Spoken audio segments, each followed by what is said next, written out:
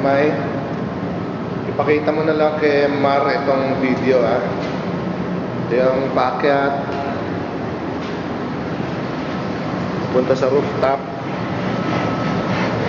Now, most probably ang sabi sa akin ng arkitekto,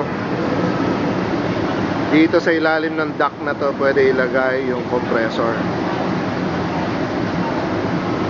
So ayan, ganyan kataas. Diyan ilalagay yung compressor. Boss, tayo ka nga sandali para makuha lang yung height. Ayan, ganyan kataas. Hindi, tayo lang, okay lang. Tayo ka lang para makita dito kung gaano kataas. Ayan, ayan yung duct, no? Okay na sir, thank you. Ayan, so most probably dyan ilalagay yung compressor. Okay. Ganyan kalapad, oh. Ganito kalapad yung duct.